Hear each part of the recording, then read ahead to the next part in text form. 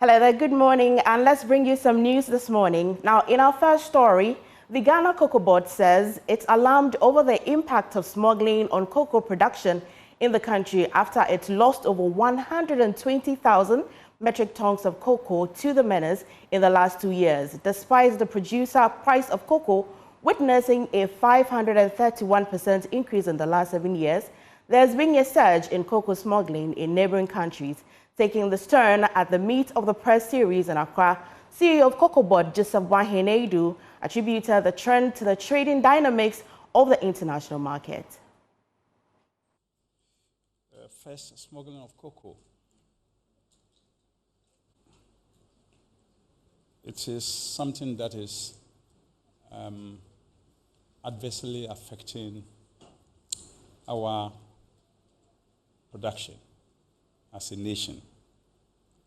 In fact, if we go by existing statistics, smuggling is taking almost about 100 to 120,000 metric tons of cocoa out of Ghana, especially in the last 2 years.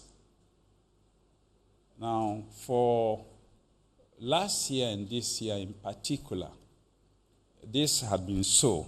And then now I'm coming to your question. This had been so because the international market trading system is inverted. When you say it's inverted, it means that today the spot price had become more appreciable or better than the forward, or what we call the futures. And for us, Ghana, before the price shot up, before the spike actually started last year somewhere around April. That's April 2023.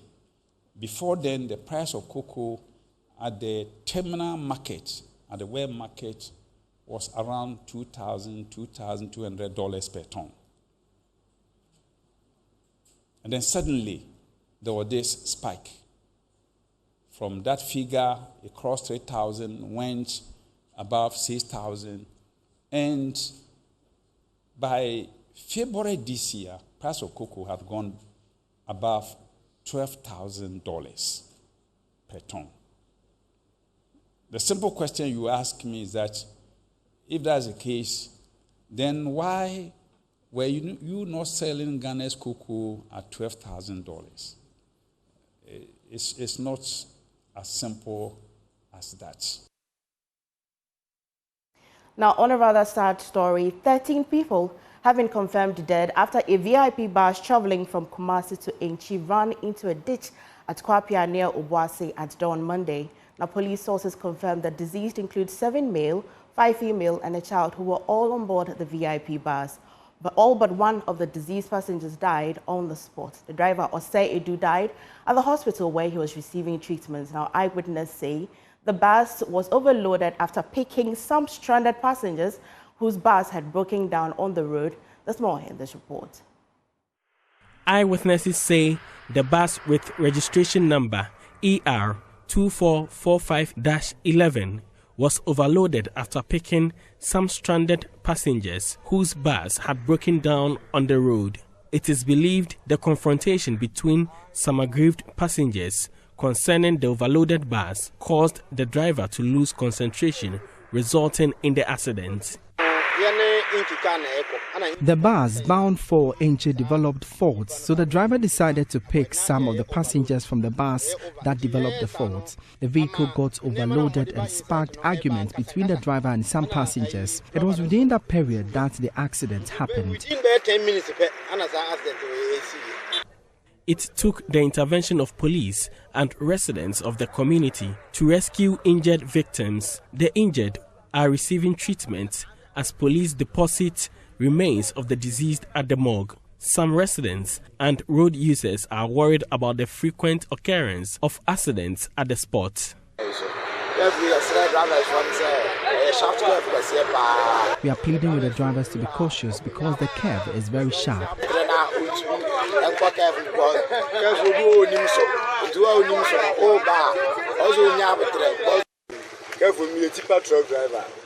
I am a tipper truck driver. In every 2 weeks, we record accidents here. The curve is very sharp and there are no road signs warning drivers of it.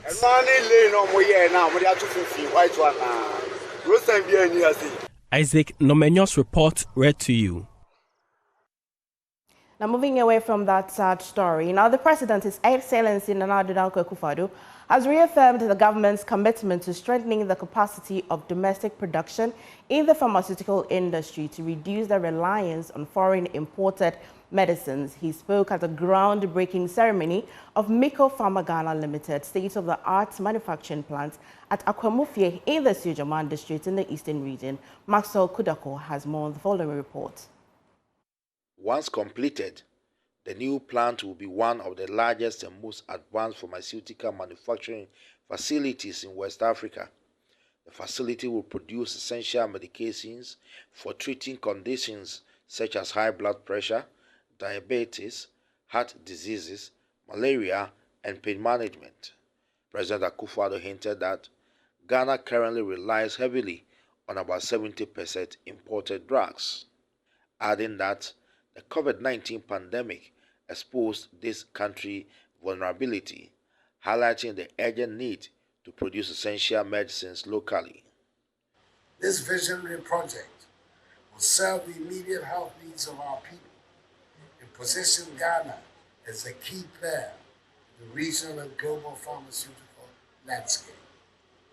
Ladies and gentlemen, over the years, the Akufo-Addo government has embarked on several initiatives to advance pharmaceutical manufacturing in our country. We have recognized that building a robust pharmaceutical industry is not just an economic imperative, but also a social one. Our dependence on imported drugs, some 70% of the pharmaceutical products in Ghana come from abroad, creates vulnerabilities that we cannot continue to afford. The Chief Executive Officer and founder of Miko Pharma Ghana Limited, Dr. Michael K. Obin, hinted that his outfit aimed to produce drugs by Africans and for Africans. We envision a future where Africa is no longer dependent on external sources for its medications. The East becomes a leader in pharmaceutical innovation and production. This plan is just the beginning. Miko Pharma is committed to expanding our reach, not only within Ghana, but across the continent and beyond. We plan to export our products to Europe and the Americas, showcasing the capabilities and excellence of African pharmaceutical manufacturing. Akwamumahene Odenho Kwafu Akoto mentioned that Nanano will continue to release tracts of land for people interested in building industries within the Akwamu area. The enviable geographical location of Akwamu, that is to say, the Akusumo hydroelectric dam, the Volta Lake transport system, and the unprecedented development of the railway system from Tamaport through Akwamu, Adome, and Impakada to the northern parts of Ghana and beyond, coupled with its proximity to the Tama Harbour and the capital city, Accra, gives Akwamu a competitive advantage in the socio-economic architect of Ghana. As the overlord of Akwamu, I have resolved with my people to play our part through the public-private partnership framework to leverage the resources of Akwamu towards its socio-economic development. Maxwell Kudeko report for Joy News. Now let's go to Teshi, where residents in the Lejikuku Municipal District of Accra are appealing to the Water Company Limited to address the inconsistent water supply in the area. They report that the acute water shortage has persisted for nearly 3 months, causing significant hardship. According to the residents, the demand for water continues to rise. but the supply remains insufficient, making the situation increasingly unbearable. Stephen Mensah was in the community and filed this report. The absence of good drinking water has turned life into a nightmare, a predicament that has become the norm for residents of Teshi and other communities in Ghana's capital of Accra. Lives of these residents have taken a harsh turn, costing them an arm and a leg to get water for domestic users. It has now become a daily struggle, as some are compelled to spend nearly 500 cedis every 2 days to buy water from vendors to survive. Samuel Masudi, a hairstylist, laments the high cost of running his barber shop. Personally, I buy water every 2 days. Okay, I live alone. I'm a single guy, and I buy water every 2 days. Yeah. And for some time now, and it's not really helping, because this area like this, Teshi, like the water situation has been very bad, very, very bad. If it's something that you are buying on a regular, every day or every 2 days, at the end of the day, you won't reach anywhere. If the water was there flowing every time, like every compound with a tap, or with like every compound with a tap, it will really help. Because that one, you wouldn't go through stress of buying water every day and all that. At least you're able to save something for yourself. But if you are buying water every day or two, you won't reach anywhere, and by the time the water will run out and you have to buy again. What if you don't have money to buy it? That means you'll be stranded. Mavis, a mother of 3, says the water shortage in the community has led to a decline in her work productivity.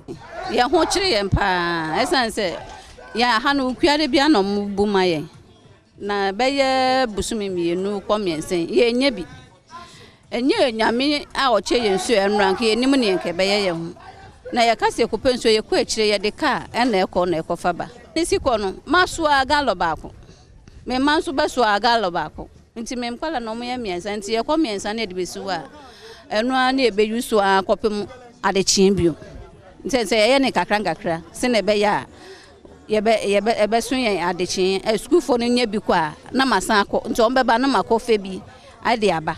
According to the residents, the demand for water continues to rise. Assembly member for the Teshi Penny area wants Ghana Water Company Limited to immediately fix the problem. This area, if you want to get water, is very, very hard. It will be long, like 2 months, 3 months before the water will freeze once. We've complained a lot because it is grateful for you people to come here to let them know what is happening in this community. Because here we have many people in this community. See, because of this thing they just told us to bring some gallons, see, then you see there is no water in this community. So we beg you people, help us. Meanwhile, Syntex Ghana, a leading plastic manufacturer, is on a mission to provide temporary water solutions to businesses and communities in water-scarce areas while promoting environmental responsibility. Giovanni Caleb is campaign ambassador for the Syntex is Coming Free Water campaign. Yeah, currently it's part of our CSR, but it's also, I will say, a temporary solution to what is happening around us. We all know the problem. It's all over Ghana. Currently, we've done Nima, and Teshi is our current spot. We're just hoping to replicate this in other parts of the country. All right, for Syntex, we believe in excellence in service. We believe in reaching out to our clients directly. We can only start. We don't believe in being part of the complaint, like everybody's complaining. How about being that solution provider? So this is our first foot forward. We're hoping that others will replicate it. According to UNICEF, the lack of reliable water supply is likely a significant contributing factor to declining access to water. Although access to water in Ghana has improved significantly, 1 in every 10 people still spend more than 30 minutes to access an improved source of drinking water. Stephen Mensah's report for Joy News.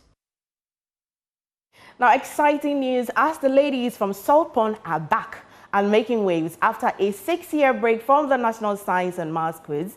Infantiman girls returned this afternoon with a bang, defeating Zion College and West Africa Senior High School to march confidently into the 1/8 stage of the competition. In a showdown packed with brain power, Infantiman led 4 out of the 5 rounds, securing a sweet victory to announce their comeback. My colleague Jacqueline Asumayabwa has more.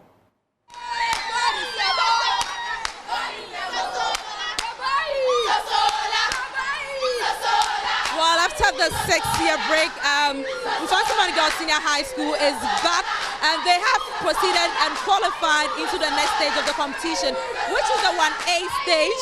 And let me speak to some of the students here.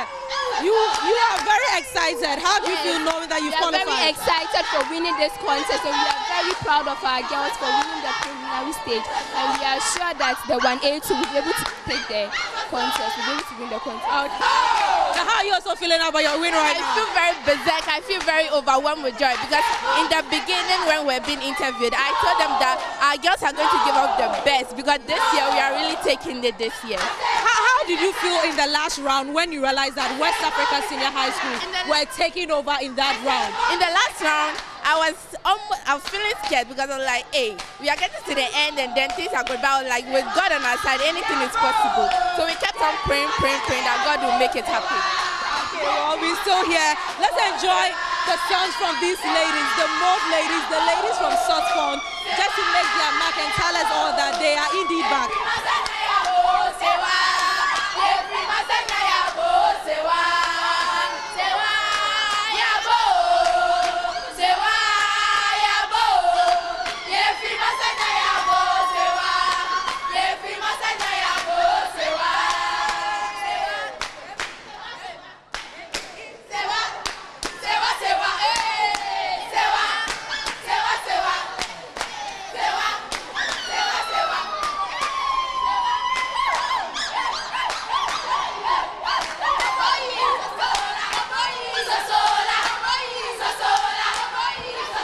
As we can see, the excitement here is immense, and these ladies are expressing them through these Jama songs. And just as you've heard from all of them, expect more from them in the upcoming contest, especially in the 1A stage. Reporting for Joy News, I am Jacqueline Asumayabwa. Very exciting for Infantiman girls. Now, the 2024 National Science and Maths Quiz is produced by Primetime Limited and sponsored by the Ghana Education Service in partnership with govt PLC and supported by Pepsodent, Jupay and Prudential Life Insurance Ghana. The broadcast of the 2024 National Science and Maths Quiz is on Joy News and is supported by NASCO, Vitamil, Virtual Security Africa, ACE Medical Insurance, Belt Financial Technologies, DBS Roofing, Sinter's Tank, Family Health Medical School, Chopbox, Technologies and Action Secondary Technical, Multimedia Institute of Ghana, DPS Pipes, and Wakanao. Now, that's it for the AM News, but Mr. Benjamin Akakbo is on standby for business updates.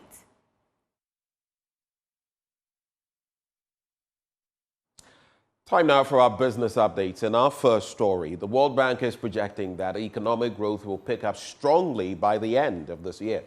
The bank, in its latest report on economies around the world, is forecasting Ghana will end the year with a rate of 4%. There's more in this report. The World Bank, in its Africa Pulse report, noted that the revised forecast is based on the sudden pickup in economic activities for the last 2 quarters of this year and the impact of the IMF program on the expected recovery. The World Bank earlier this year did project that Ghana will end 2024 with a growth rate of 3.1%.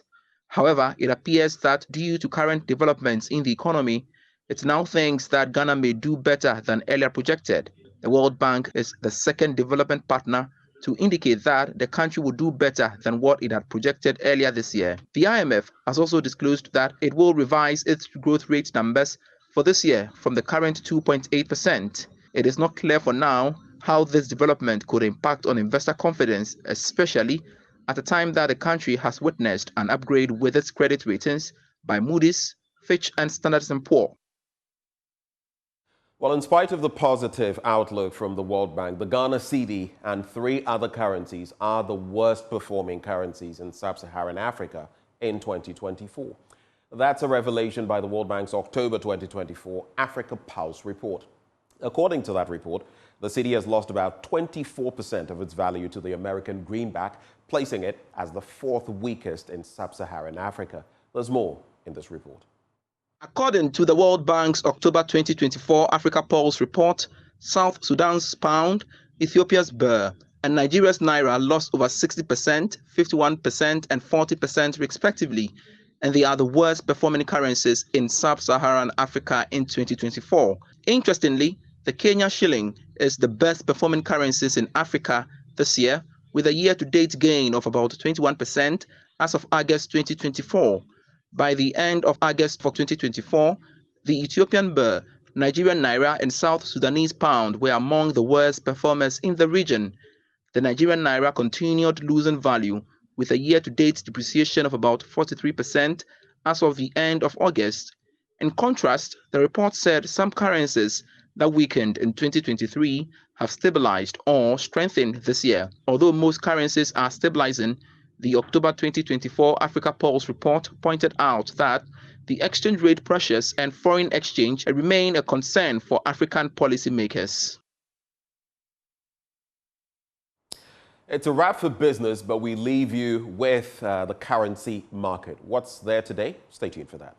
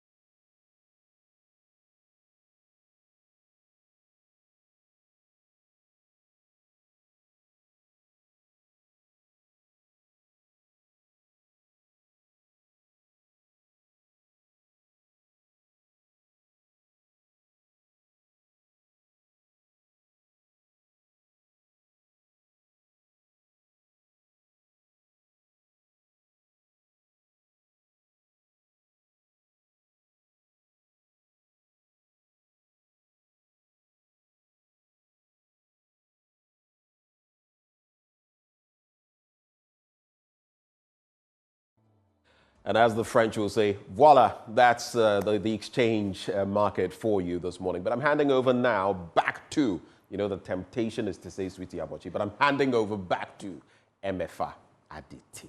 Thank you so much, Benjamin, for bringing us business updates. So that's it for today. There's more on the show. News review up next.